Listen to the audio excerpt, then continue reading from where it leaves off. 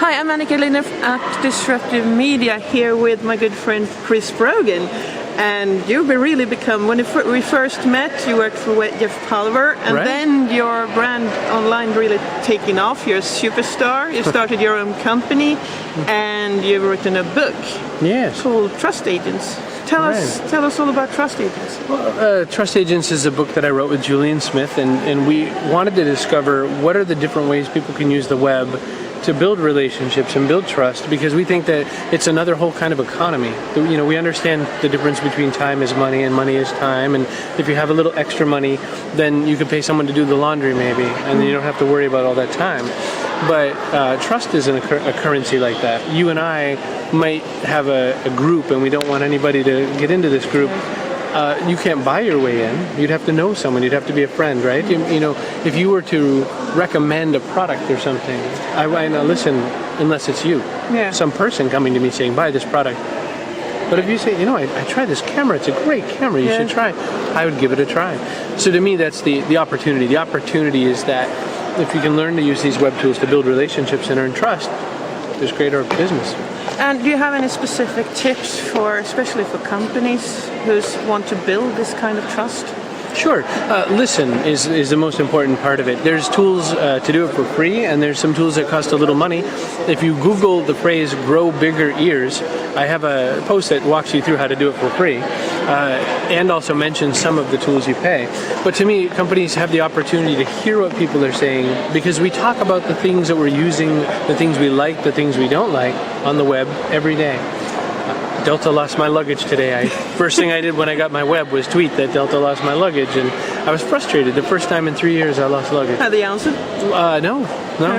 So failed. A missed opportunity, right? Yes. So there's so many chances for this kind of opportunity, and it's amazing that companies don't step up, because good customer service is better than any marketing. You know, when you feel as a customer well treated, or even a prospective customer, you have such a better chance than to read some advertisement and say, oh, I want that. So to me, that's the big chance. So listening is number one. 2 is build a relationship before you need to sell.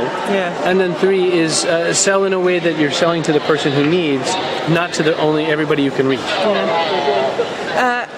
What do you think are the really challenges for businesses that's trying to get into this field?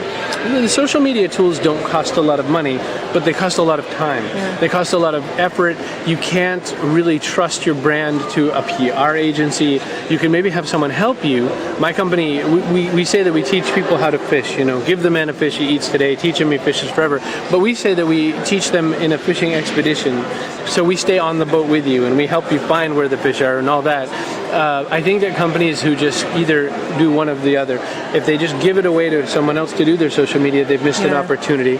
If they jump right in, there's some chances to have some problems, so they need to be wary that if they handle it wrong, it could go bad fast, and they'll hear about it. But should they be adults and they learn to apologize and acknowledge that it wasn't done the way it should be done, and act, then the opportunities are great.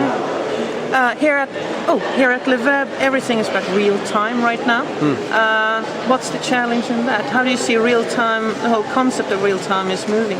Real time has a good positive aspects, but it has negatives. To me, real time can be inaccurate. As I went to Amsterdam, I was flying in through Dublin, and a plane had crashed at Schiphol Airport.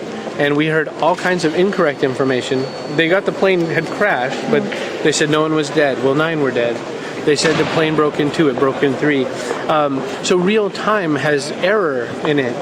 But it also means that I at least knew why my plane wasn't moving, because a plane had crashed where my destination was. Yeah. So there's that opportunity. The other opportunities that are good are that it feels very immediate. You can take action, things can happen. The negative is it's the time has to be synchronized with something like maybe Twitter. Sometimes it's asynchronous. So you're at the whole opposite end of the time clock from me. And so when you wake up in the morning, I've done all my work in your night. You know, and vice versa, right? So I think that asynchronous, non-real time is also useful. So to me, there's a benefit to looking at both. Yeah. And for 2010, what do you see there? Where do you see in your little I think we close some of our networks up a little bit. Yeah. I think we focus on networks of value as opposed to networks of number.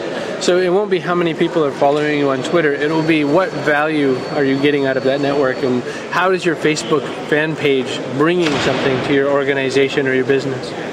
Thank you, Chris Brogan and Annika Lidne at Le Web in Paris.